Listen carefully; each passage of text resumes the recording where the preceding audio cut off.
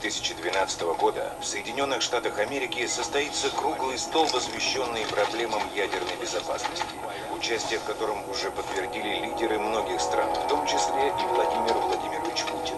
Помимо обсуждения государственных вопросов, принимающая сторона запланировала весьма обширную развлекательную программу, включающую в себя поездку лидеров стран на самых больших в мире американских горках, строительством которых занималась компания Disney.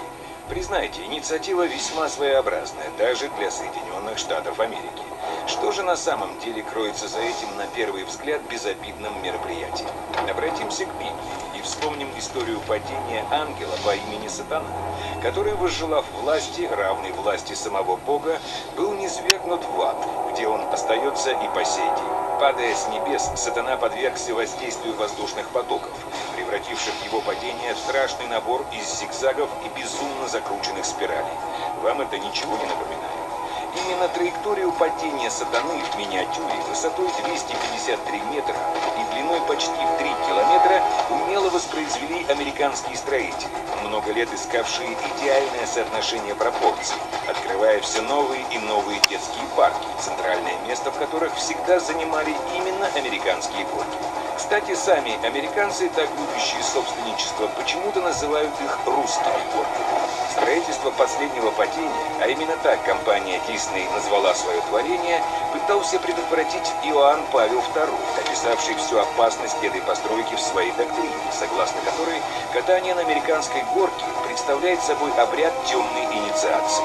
Катаясь на горках, человек испытывает такой же страх, который испытывал Сатана во время изгнания с небес.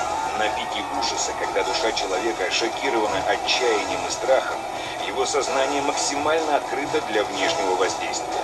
В лучшем случае для гипноза или психического кодирования. В связи с неожиданной кончиной понтифика доктрина свет так и не увидела.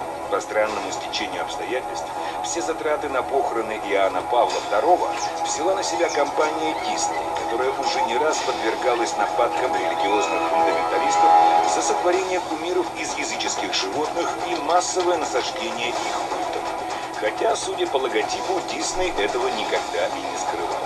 Очевидно, что якобы за безобидным мероприятием, которое американское правительство проведет за месяц до конца света, дату которого они так активно раскручивают последние годы, стоит зловещий план невиданных ранее масштабов.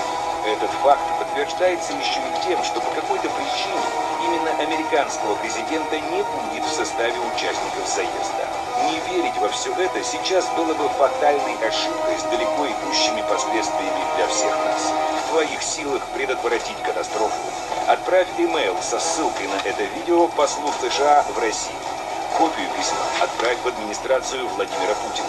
В теме письма напиши: «В гробу мы видали ваши американские горки». Реализуй свое право на безопасность России.